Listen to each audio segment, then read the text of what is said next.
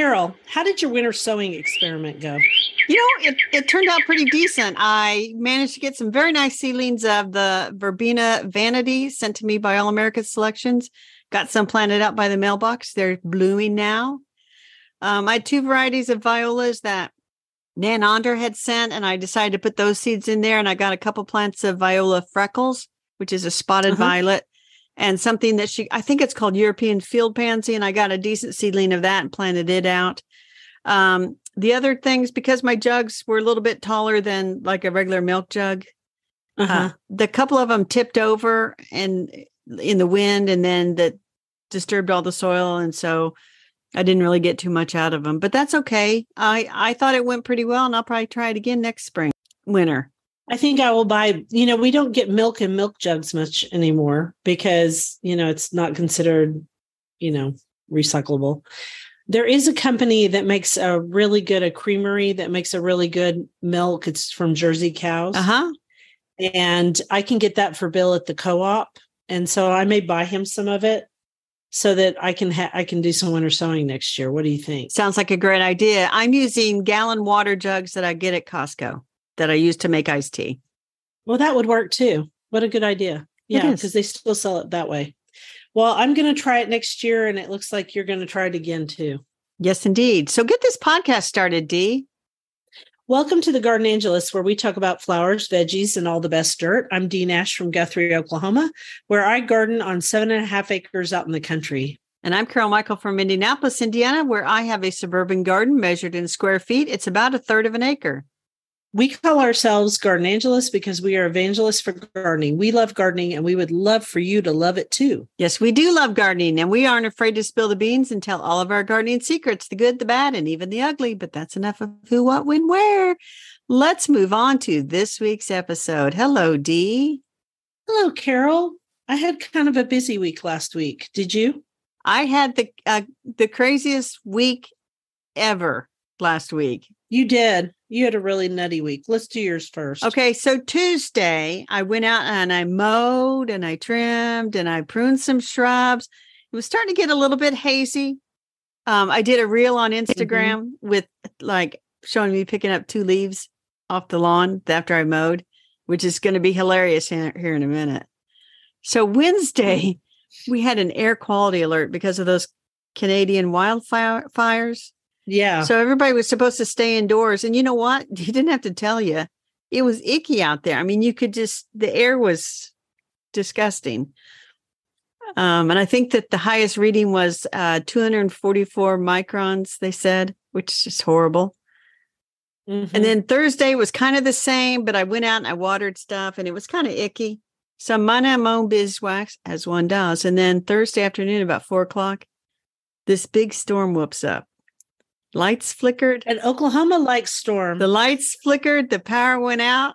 And I didn't have power again for 46 hours. Yeah, I've been through that too. That's why I have a generator now. I was out for 2 weeks when the ice storm happened. And then I was out for almost a week and a half with the wildfire. You're sounding like you're having Oklahoma weather. So what happened after? Did you get I know you got your power back on because we're talking, and we talked the whole time it was off. So the weird thing was, I'd gone next door to my neighbors right before the storm started. She has a giant pear tree, and I kept telling her, it's like, that's going to fall someday. So I'm walking by the front window in her house as the storm's whooping up, and I see that pear go, whoo, half of it split and went down. Within 10 minutes, I had her on the phone with a tree company. I says, tell them to come out. But anyway, they took it all away. And so the Bradford pear is gone. The Bradford pear is gone. And this is where you put in some more applause because it's one of the worst trees ever. It is. And she knew she needed to eventually get rid of it. But it's just hard to say, hey, why don't I spend $1,000 getting rid of this tree? Right. But when half the tree is on the ground, that becomes a much easier decision. Yeah, it does. I had a bunch of trees that I've gotten rid of. And you know what? We're going to have to get rid of some more because now you can see the burn damage. Like some of them, it was immediate and you could see it. But now I'm seeing some that we need to go in there and cut them out. And then did she also have the stump ground? This stump will be ground out. They haven't marked where the utilities are, but she had some Right. hostas growing around the base, and I helped dig those out this morning and transplanted them to some shade in her backyard. So, but here's the thing. Yeah. What's funny is I did that video on Tuesday, like, oh, look, here's 2 leaves that fell in the grass. Of course, there's leaves everywhere now. Yeah. Yeah, there But are. anyway, to bring that back full circle, but the power came on, and you'd think, okay, we did have some more rain and different things between Thursday and I can't even remember between that and Saturday. But it was weird because drove around some Thursday evening because I wanted to get my phone charged up. Right. And, just up the road, the greenhouse, they're all lit up like a Christmas tree. And but we got nothing. And even in my neighborhood, I got power back at like 2:00 on Saturday, and neighbors just across the street and down 2 houses that starting there, they didn't get it back until 6:00 Saturday. Yep. So it was kind of weird. It all depends on where the power lines are down and all that kind of stuff. So you're going to end on a high note, right? The high note is we've gotten some much needed rain. I picked the first 2 squashes, and this morning I dug up turnips, so we can talk about that later. Nice. But tell me about your busy week. Well, I opened a garden a week ago Saturday and had tons of people here. And then I spoke on Tuesday night to the Horticultural Society, and my talk was about how hard it is to garden here, but it was a very positive talk. It was how to make your garden more resilient, which is what we're all trying to do anymore. And then I just worked in the garden after that. And so I've really been thinking about, I read the rest of that 30-minute gardener book that we profiled a couple of weeks ago. And I've really been spending about 30 minutes to an hour in the garden every morning. Now, I know most people can't do that because they have jobs outside their home. I work inside the home, and, I work from here, from my kitchen, actually. And so, but I've been going out there and just doing some small tidying up here and there. And it's been so pleasant in the mornings. So doing that, let's see, I'm still deadheading, and daylily season's almost over. So now I'm cutting back what they call the scapes, which are the stems that the blooming stems are called. And then it is now time for the phlox paniculata and the Shasta daisies. And so I posted a video on Instagram about my favorite Shasta daisy and phlox paniculata Gina on Sunday. And let's see, what else am I doing? Oh, I'm harvesting all of my tomatoes at the blush stage to bring them indoors and let them fully ripen, because that stops those stink bugs from sucking them dry. So I have 2 comments. Yeah. Daylily season is at its peak, and the daylily place just up the road, they didn't have power, so they were only open on Sunday. We had a big storm on Sunday, but I do need to get up there Friday, Saturday this week, because we're at peak daylily. Yeah, enjoy. I love peak daylily season. Didn't you go to that garden? We have been to you. You have been there. Yeah, I've been there. It's fabulous. Okay, keep going. We don't really get stink bugs on our tomatoes. Next. How nice for you. I'm really happy. It's paradise here, except for the storms and the Japanese beetles and the heat and the drought. All right, and then I did banana peppers from my jalapeno pepper plants. For those people who did not listen last week, we have a whole thing about jalapeno gate, which makes me laugh. I don't know why I think it's funny, but I do. I sowed some more green bean seeds, bush green beans, and I actually sowed Provider, and it's a brand new package of Provider from our favorite botanical interests. So I hope it does well. And then I'm walking around inspecting all of my sunflowers for silvery checker spot. I put up a story on Instagram today about how the damage is so bad. And it was one day. I missed one day. Dee, I saw that reel this morning and I thought, ugh. I know they look bad, but you know what? They're already starting to come out of it. They're going to be fine.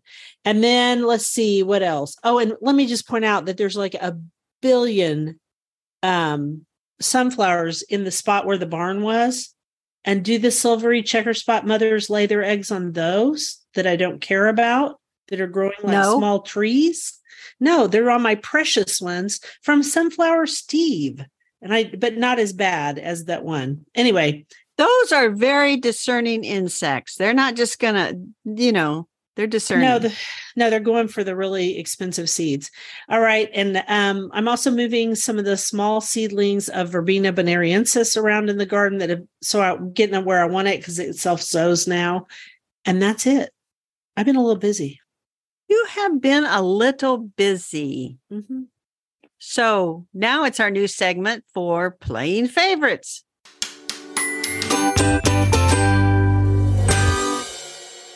What's your favorite this week? Okay, so in the midst of all of this, I did go out to the vegetable garden. Oh my God, don't talk to me about weeds. They are not my favorite. But remember, I bought stock seeds for 11 cents a packet? Yes, from Maynard's or Menards. Menards. I planted them, and every single one of them came up, and I doubled my chance. I mean, I bought 22 cents worth. Anyway, they're blooming out there in the vegetable garden. So because it's been a mild enough spring that they haven't fried in the heat. So they and the sweet peas are doing marvelously. So those are my favorites this week. Spring flowers still blooming in July. Can you believe it? I actually still have some sweet peas too. I can't believe it. They should be long gone, but they've been really happy this year. But in my garden, my favorite this week is Gina Phlox. Gina Phlox was profiled by America the Beautiful seed thing. I don't know. It was a campaign that was a few years ago, and one of their plants that they profiled was Gina Phlox, and they profiled it because it is a high nectar Phlox paniculata, tall garden phlox, and it has really small florets. And these really small florets mean that there are more on each panicle of bloom and lots more nectar for insects. I'll say this about Gina. It's never looked better. It is very mildew resistant. I don't have to cut it back in the spring with the Chelsea chop. And it's a butterfly magnet. It is very hard to get it going, though. Someone asked me on my Instagram reel this morning, does it, spread like the other phlox? No, it spreads very little. And it took me 5 years to get it going. So, but right now it's at its very best, along with the Shasta daisies, Becky. Very nice. And I was telling you, I wrote an article about Shasta daisies last week before I lost power. It's still in their queue to be edited, though. So, but if it comes out in time, we'll put a link to it. Sounds good. Why don't you do the first quote, which is actually a little poem. A little poem. The little darling spring has run away. The sunshine grew too hot for her to stay. She kissed her sister, Summer, and she said, when I am gone, you must be queen instead.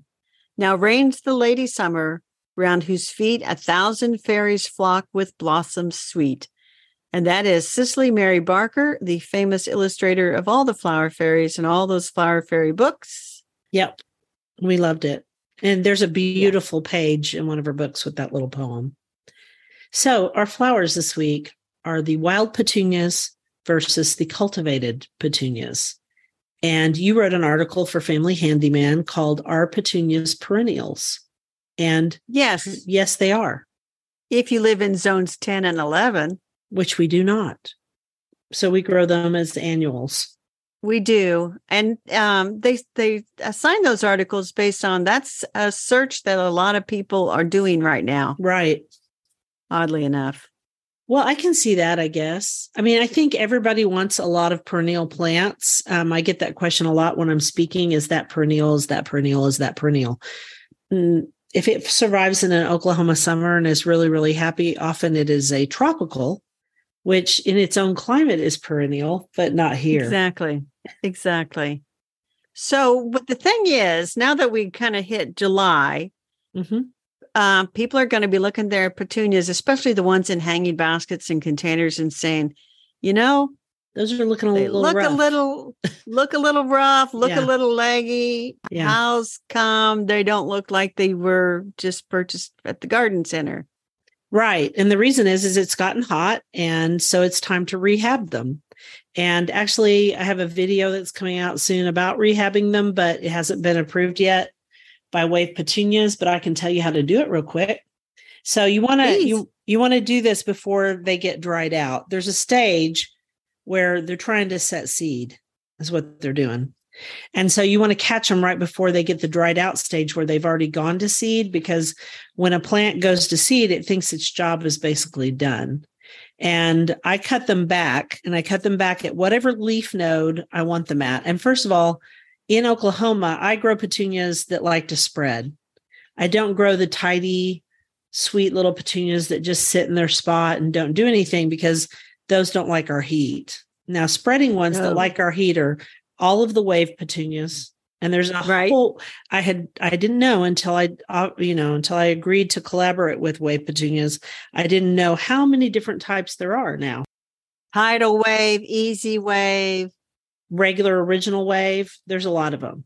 Oh, yeah. So, well, let me tell you, when those came out, I think it was in the mid 90s. Yeah. And boy, there was one wave, and it was kind of it was hot pink.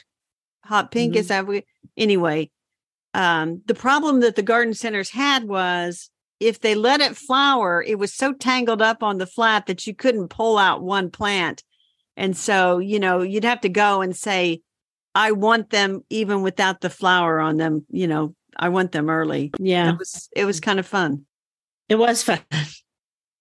So mine right now they're in their pots, and they're starting to look a little leggy. And so I cut them back, and I just cut them back to where they ring around the edge of the pot again. Right. And then I always make sure I cut above the leaf node. And as soon as I do that, I fertilize it and I water it. And I don't care what kind of fertilizer you use. You can use long-acting fertilizer. You can use liquid fertilizer, whatever you want to use. You can use the pellet. I don't really like the ones that have feather meal in them that gets all in your face when the wind blows, but the pelleted ones that are organic are nice too. So just whatever you want to do. And then it's an easy work to just sit down in your chair and do this when it's in a container. It is kind of sticky though, because the leaves and the stems are kind of sticky. And then they are. That's kind of surprising to people how sticky. So I'll wear the blue vinyl gloves or whatever those, I don't know if they're latex vinyl or whatever, the big ones. I think they're latex. Yeah. I'll wear those just to kind of keep from getting the worst of it on my hands, but I just wash off my hands. The other thing is, my pots are on drip irrigation, but I pulled out this pot to do it, and I've got to stick it back in there. And they also like a little bit of afternoon shade because it's starting to get hot. It is. Now, talk about the wild petunia, because I bought one and you said, I don't know if you want to plant that or not, D. Nash. So it's Ruellia humilis. And I wrote a post about it, and I looked, and this post is from 2017. So it's been out there for a long time. It's an easy native plant to just grow. It just grows in the garden, and I would consider it a ground cover plant. Yeah. Here's the thing about it. So the person gave me a start in 2010, 2011 in November. And I just had the littlest bit of root. And I thought, is this thing going to take off? And I planted it. And then I should probably take a picture for you because it's just coming up all over the place and it's starting to bloom. But the nice thing is a lot of it is across the path through this one garden. So I don't care. And it's easy to pull out where you don't want it, but it is a pretty little purple flower on it. And I would consider it of native flowers fairly easy to grow, at least here. I suspect it's easy to grow here too, because I saw it at Michael Kowalczyk's garden when I was there. And then I went to the greenhouse in Norman, which that's the name of the greenhouse. And they had it. They had a whole giant native section this year, and it was a really good one. So that's just a little plug for them because they're a locally owned nursery. So I think I will plant it, and I think I'll plant it in the bed that has just not that much amended soil where I grow a lot of natives out by the street. That sounds like a good spot for it. Now, where mine is growing, doesn't get full sun, but it's not really in shade. It's just kind of gets scattered, dappled shade sun. Yeah. I don't know if that makes a difference, but. Well, we'll find out. His was in full sun, and it was in unamended sandy soil. If we're going to also talk about other cultivated, we talked about wave petunias, but also Proven Winners has great petunias too, and so does Crazy Tunia. I don't know what that's the name of it, Crazy Tunia, but I don't know who puts it out. They're also good. The Crazy Tunias tend to spread well, and they have smaller flowers. The proven winners ones that I do best with are the Vista ones. The Vista super petunias. They do better because they also have that spreading habit. And then there are the ones like Laura Bush, which is a selection more closely related to the native petunia. And it's hot pink and has a little, it might have a darker eye, it might not, but it reseeds in the garden a little bit, has wonderful blooms, has that same habit. And I like it trailing down walls. So it's pretty too. Yeah. And when we say native petunia, let's be careful because this wild petunia isn't related. Well, no, I'm sorry. It's not really, it's a wild, you're right. It's not native. Right. But sorry. I get petunia seedlings will come up in my patio sometimes. You will? I do too sometimes, especially when I had honeybees. I really got a lot of good cross-pollination with it. There's a lady up around the way. She had a really nice stand of petunias one summer, and she said they all came up from seed. It was one of the wave type or something. They all just came up from seed. Mm-hmm. So she let them go. But so it will self-sow sometimes. Right. And you can also grow a lot of petunias from seed now. I hear Masha playing in something. I'm afraid it's something bad that's going to crash, but we're going to hope it's not. Shall I do the next quote? Well, let me go back and talk about growing petunias from seed because All American Selections, they sent me a petunia. They've sent me a couple of petunias. And you think, these seeds are so tiny. They are so tiny. Tiny. But I planted, I'm looking it up. This one it's called Carmine Velour, and it's a dark purplish red. Very, very nice. And last year I planted, I can't remember which one I planted last year that they sent me seeds for. I'm looking at their website where they have this blog post. But anyway, I'm to the point where I think that if I had enough room, I could probably grow most of any petunia I wanted from seed as long as I could get the seed. But I think you could too. The Wave Carmine Velour, it's doing really well. That's cool. So I just wanted to give a shout out. I think that anytime you get seeds from All American Selections, or you plant seeds from All American Selection plants, because you can buy so many of them. We get them ahead. We get them about a year ahead usually, but other people can buy them once they've been out, and they almost always do really, really well. Yeah. And so those Carmine Velour petunias, what I did was I scattered the seed in a little tray. And once they germinated and started growing their first true leaves, I pricked them out and put them in their own little containers. And I had a dozen plants, and I gave one or two to my sister, but I ended up with a dozen plants for, in my case, I got the seeds for free. But when you think about it, you could buy a packet of seed, get a dozen plants, and then these petunias are always sold in singles, so they're usually like $5.99, $4.99. It's not cheap to buy them. But anyway, so I'll say growing from seed is quite a viable option. It is. It's very frugal. Are you ready for the next quote? I am. We talk of communing with nature, but 'tis with ourselves we commune. Nature furnishes the conditions, the solitude, and the soul furnishes the entertainment. That's John Burroughs, and he was an American naturalist and nature essayist, active in the conservation movement in the United States. And his first essay collection was Wake Robin in 1871. Wow. Yeah.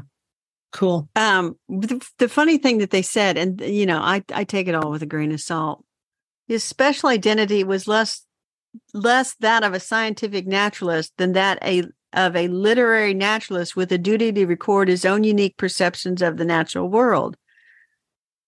The result was a body of work whose resonance with the tone of its cultural moment explains both its popularity at the time and its relative obscurity since. Okay. Whatever that means. I have no idea what any of that means. Anyway, he's obscure now, but he was popular back in his day in the 1800s. Okay. So we decided to talk about turnips today. Yes, we did. You growing any this year, Dee? I tried. Remember, I tried growing them in my containers at the beginning of the spring.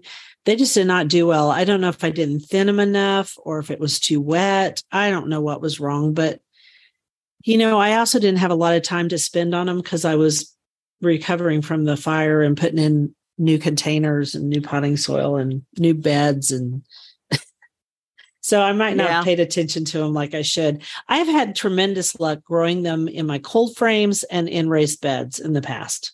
So I haven't grown them for a long time, except as microgreens this past winter, because turnip greens, obviously the tops are edible.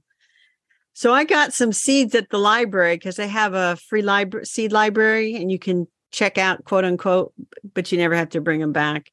And I checked out turnip seeds because I thought I haven't grown these in a while. So I planted one small row and then I looked at them the other day and they were huge. Yeah. And so I went out there this morning and I thought, this is ridiculous. These things are gigantic. And I pulled them out and I have them everywhere from the size of a ping pong ball to the size of a giant softball.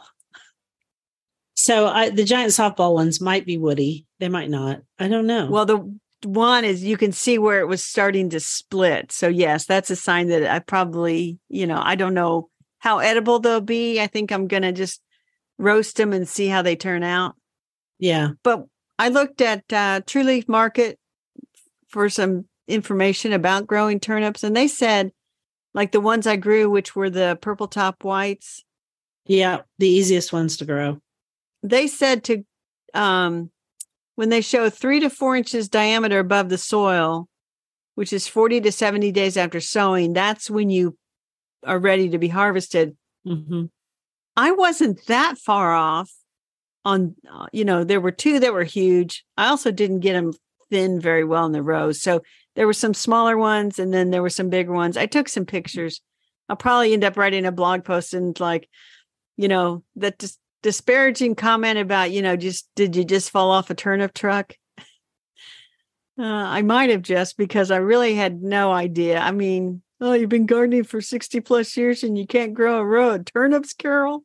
So I think you did fine. I was sitting here thinking while you were talking, I usually harvest mine when they're about 2 inches above the soil. When I can see that purple top, I harvest them then because I want them smaller because I'm not growing them smaller.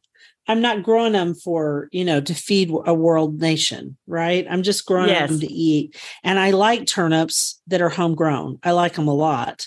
They're one of my favorite vegetables, but I like them just with a little bit of butter, steamed.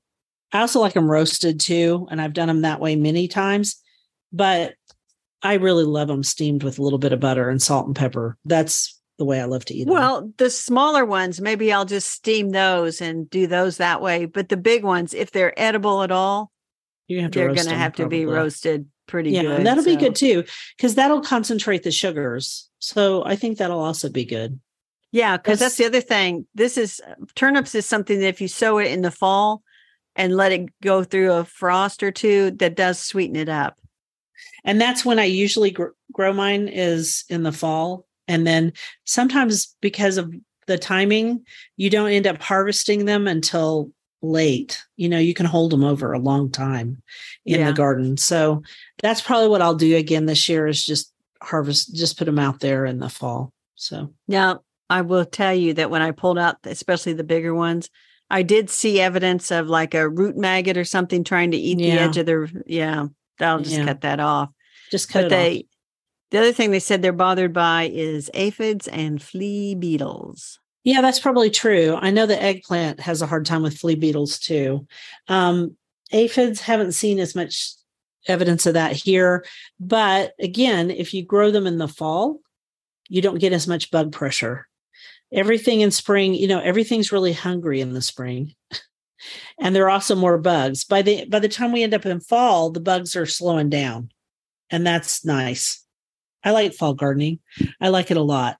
Right now, I'm not liking gardening much. There's a lot of bugs. Well, and you also mentioned, so the purple top is like I'll call it the classic. And but easy. You said there's Japanese white ones that you tried in the container. That was what you tried in your containers? Yeah, they basically did nothing. I think I harvested a small handful. I was very disappointed, but the truth is I just didn't have a lot of time to like make sure they were thinned the way they should have Yeah. been. Do you still have seeds? Not for those. No. Okay. I was going to say you could try some of the seeds this fall, but I have purple top. I will probably just grow purple top this fall. I think I've grown the Japanese ones before. In fact, I think there's a black one I've grown, but that might have been a radish. I don't know. Anyway, that's all.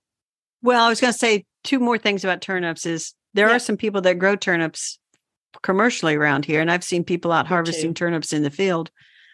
And then because of the flea beetles and the root maggots and things like that, I would always plant my turnips in a different location each year. And I would plant it not where I had also planted broccoli, cauliflower, cabbages, anything that's in that brassica family, which turnips are. You do not want to plant those in the same spot. Yeah, switch them out for where you had green beans or something in the tomato family. Yes. That group, the nightshades or something else that's totally different. And also, I have another thought. When you get them inside, you need to refrigerate them pretty fast and also cut off the tops. If you cut off the tops, the sugar stays inside the turnip, and you can eat the tops separately if you like turnip greens. It's just like with carrots, you do the same thing, and you want to refrigerate them as quickly as possible because I saw some turnips at the co-op that were perfectly good, beautiful turnips, but they were squishy because they haven't been refrigerated. Mine are sitting in a basket by the back door. As soon as this podcast is over, I'm going to shove them in the refrigerator. I would because they start to eat their sugars, Yeah. It's just what they do. The sugar starts to turn to starch. Yeah. All right. I'm going to do a quote to take us to the book. One benefit of summer was that each day we had more light to read by. Jeanette Walls. She is an American author and journalist, widely known as former gossip columnist for MSNBC.com, and the author of The Glass Castle, a memoir of the nomadic family life of her childhood. So no wonder, which I did not read that. So no wonder the benefit of summer was more light to read by. If you're leading a nomadic life, you're probably living like I was last week without power. Yeah, she was. I mean, she had kind of a rough life with her parents. I didn't know that she was a gossip columnist. That seems odd. That's an odd job. I liked her. I really did love The Glass Castle, but I love those memoirs of growing up on hard times, Uh-huh.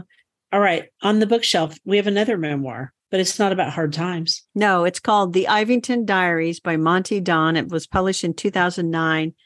And I ended up buying a copy of this. And it was because you and I found a quote by Monty Don, and it was from this book.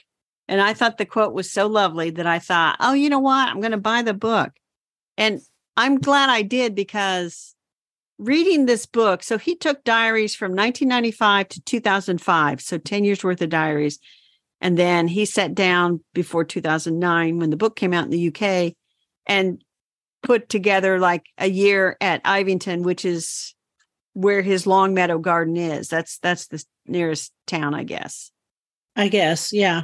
So it's interesting because you'll read an entry for like 2004, and then the next day he's talking about something that happened in 1999, but it all works. And so it's not in order. I mean, it's not in chronological order. It's in like subject order? No, it's in chronological order. So like there's July 1st, July 2nd, July 3rd, but it'd be like July 1st, 99, July 2nd is 2006. Not 2006, but you get the idea. I get the idea.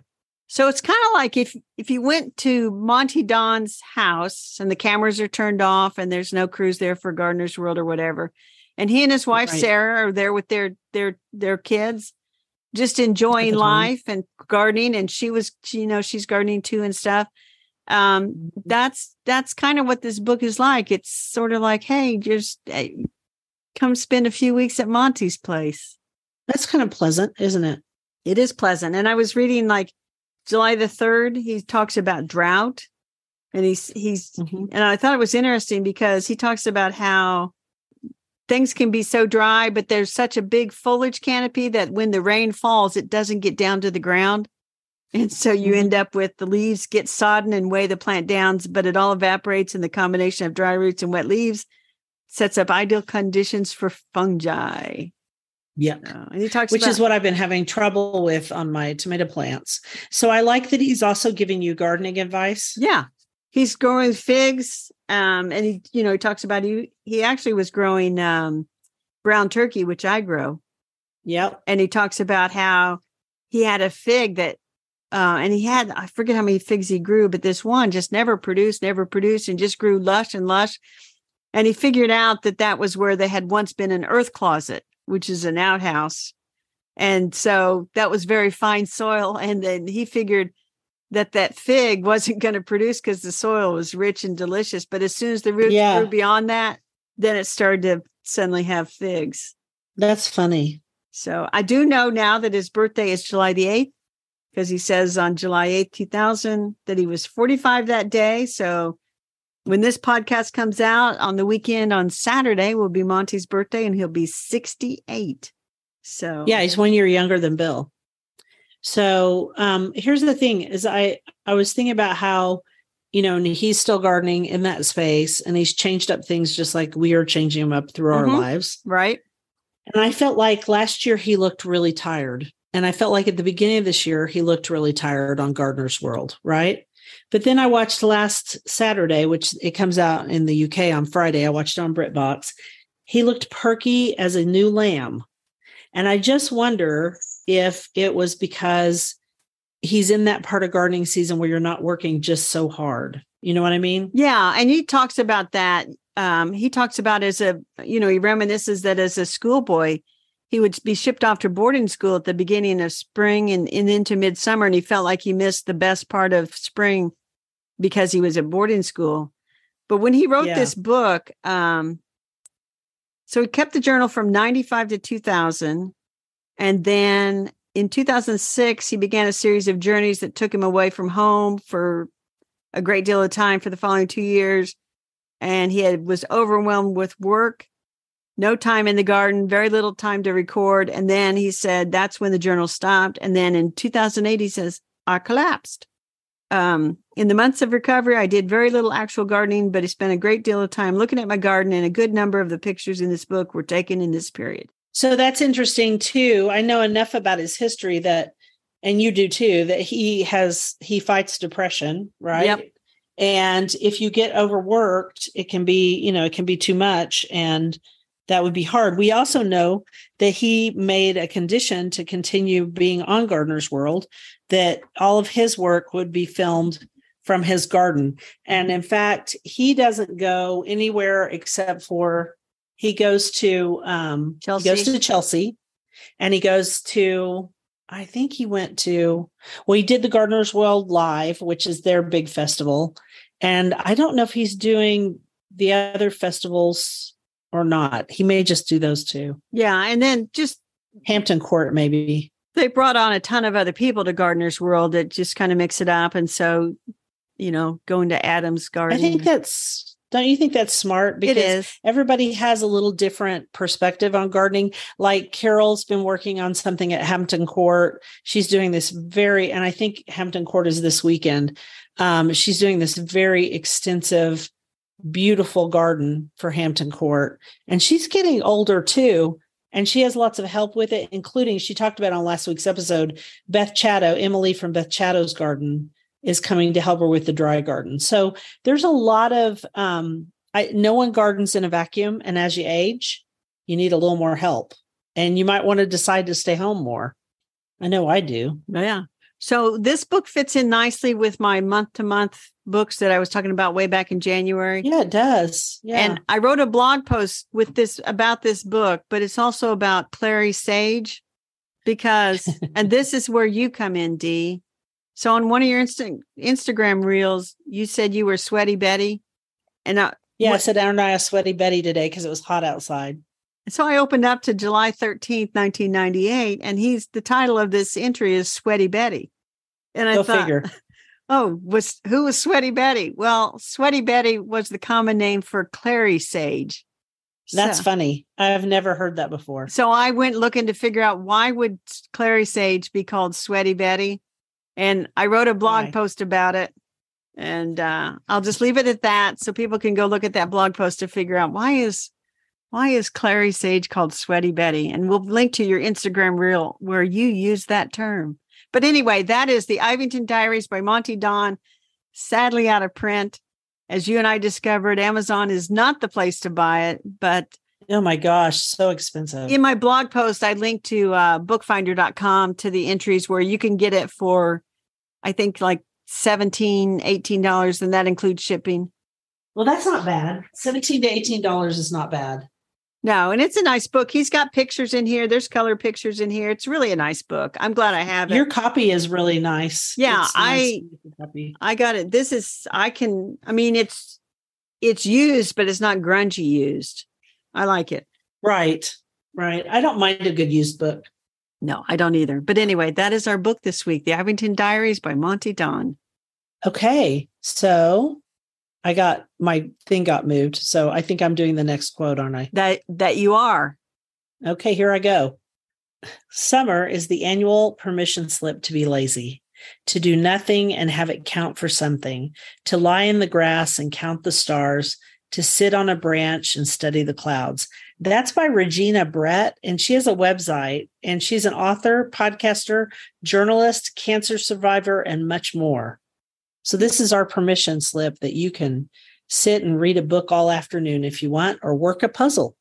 Exactly. And I will link to Regina Brett's website in the show notes. She's an interesting person in herself. And this is a perfect lead in for our dirt this week, which we got sent the secret coloring book, and it's out as a 10th anniversary edition. Can you believe that, Carol? I couldn't. When it came in the mail from Hatchet, I was like, what? 10 years? And then I thought, oh yeah, that was the first one I colored, that book. And that's Secret Garden and Inky Treasure Hunt and Coloring Book, 10th anniversary edition. And it is amazing to think the adult coloring book craze kind of started actually before this came out. But Joanna Basford in Scotland is the person who draws all these, and they are marvelous. They're so detailed. And so much fun. But listen to these stats. The Secret Garden coloring book, how many copies do you think have been sold worldwide? I have no idea. A lot. 20 million, and it's been translated into 43 languages. Well, that's impressive. The coloring craze, I think, needs to come back. I think it does. I love it. Soothing. I still have a ton of coloring books. I'm gonna keep this one. I actually have the original one, and it's not very colored in, but so comparing the two, I would say this 10th anniversary one, it does have more drawings. They've added to it, and they've have more pages where they like, okay, you draw out the leaves to finish this picture. So it's not just like color, but you can actually draw and mimic her style. The quality of the paper is better on this one than on the original one. Well, Lord knows they could give it a little more better paper because, they've sold 1 billion of them. So anyway, I don't know what I'm going to do with mine. I haven't decided. I might give it away. Who knows? We'll put a link to that. It'll be out on bookshop.org and also Amazon, I think. But anyway, we want to thank the folks at Hatchet for sending us these coloring books. They are delightful. They are. They send us the nicest books. So in other dirt, you are very appreciative for what July 3rd is. July 3rd is National Air Conditioning Appreciation Day because I didn't have air conditioning. Amen. But the house is so well insulated. People's like, and I had offered, my sister says, well, you can come down here. She only lost power for how long? 16 hours. Right. She said, you can come down here. And then, another person said, you can stay over here if you want. And it's like, it really wasn't that hot in the house, a little bit stuffy, but, it wasn't unbearable or anything. So, but anyway. There you go. And then you already talked about Monty Don's birthday. July the 8th. Happy birthday to Monty Don. And now I'll do a quote for the rabbit holes. Okay. Sounds good. In summer, the song sings itself. So go ahead, step outside, enjoy life, and let the songs of summer roll on. And this is from a book called The Botulinian Trees. I can't even say that. Botticellian. William Carlos Williams, 1883 to 1963. He was a medical doctor, poet, novelist, essayist, and playwright. I'm having a heck of a time. I have no idea what you just said because it Masha muted you, but just keep going.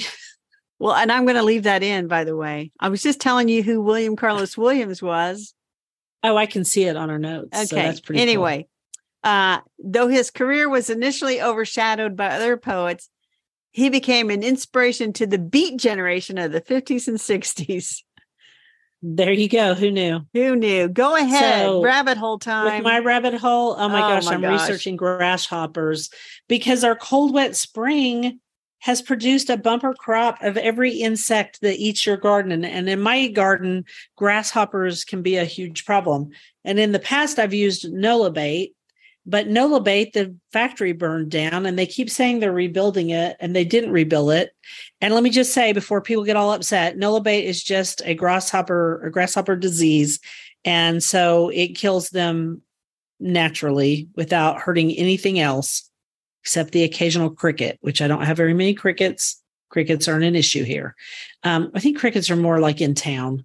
Anyway, we don't have that option right now, which one lady told me that she was glad at my talk because apparently grasshoppers are endangered. And I was like, well, they sure aren't endangered in my garden. They're eating my cannas, my roses, when the Japanese beetles aren't eating them. Basically, they're eating everything. So since that's not around, I'm going to try a garlic spray that's super intense to convince them to stay away. Also, there's some deer that are causing no problem in my garden so far, but there's always that moment when they're going to come in and start. So I put up some barriers of a deer product, and I'll let you guys know in a few weeks if it worked. It's not too bad. It's funny because it stinks, but they said, oh, it's not that bad. Well, all they did was put mint on top of it. It's pretty bad, but you know what? Out there at the edges of the garden, it's okay. I'm going to try it. All right. What is yours? What is your rabbit hole? So before the storm knocked out the power, I had just about completed research on Dorothy Childs Hogner, who is the latest lost lady of garden writing. And she actually wrote a lot of children's fiction and nonfiction books, and including one called Winky, King of the Garden, which is about a scarecrow who's afraid of crows, and then all these other little animals help it overcome its fear of crows. And Dorothy's husband was the illustrator for most of her books, but she wrote several books on herbs and herb growing. Nice. And she wrote a book called Good Bugs, Bad Bugs, about backyard insects. And so anyway, I wrote a post and put it out there yesterday or Saturday night late. And one of my regular readers commented that she and her husband used to sell old gardening books and horticultural books and stuff. And she had never run across Dorothy Childs Hogner. So she ended up getting a couple from thrift books because she was just interested to see what she was all about. But half the book is recipes. That's fun. So anyway, that was my rabbit hole before the storm knocked out power. And of course, Sweaty Betty. Yeah, you've been busy. We've both been busy. What a busy week. This is going to be a long podcast. Okay, so in the garden this week, I am going to cut down the ligustrum, not cut it down.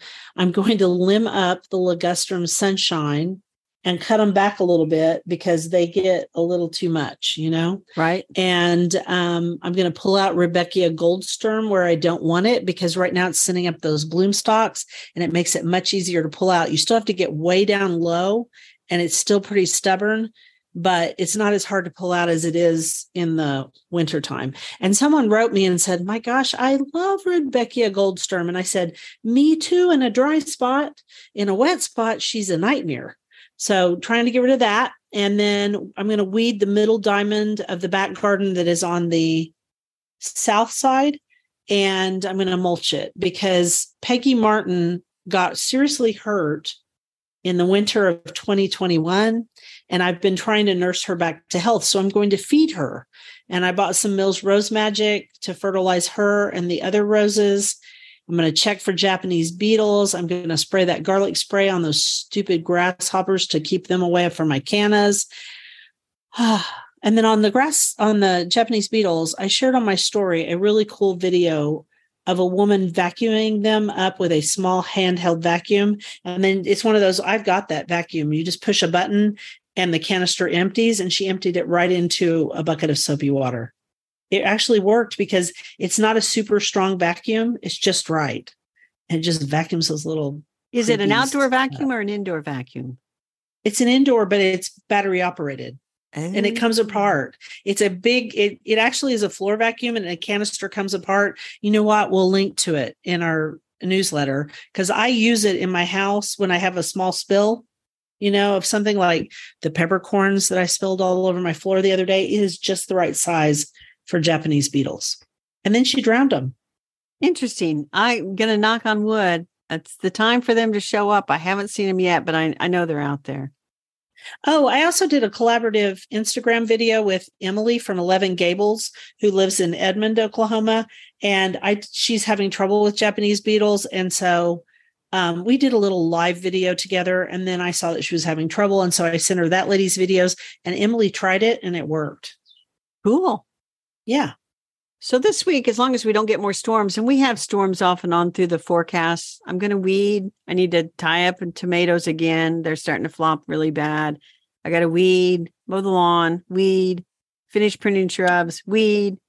I've already harvested the turnips, watch for more squash, weed.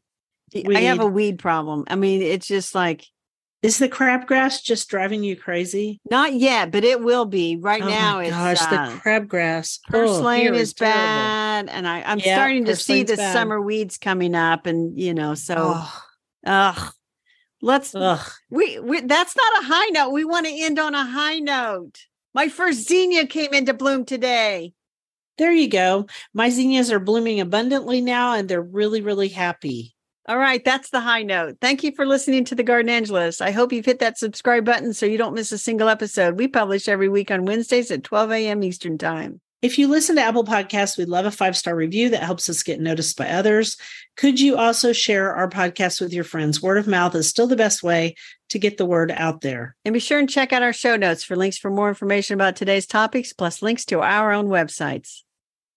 And subscribe to our Substack newsletter, The Garden Angelist, at substack.com, also linked to in our show notes. If you do, you get a link to listen to the podcast a day early. And if you want to help support us, use those affiliate links. If you buy something after clicking through on them, we're in a small commission and it costs you nothing. Or you can set up a monthly subscription through Buzzsprout or make a one-time donation through PayPal. It was lovely to chat with all of you over the Garden Gate this week. Bye until next time. Bye, everybody.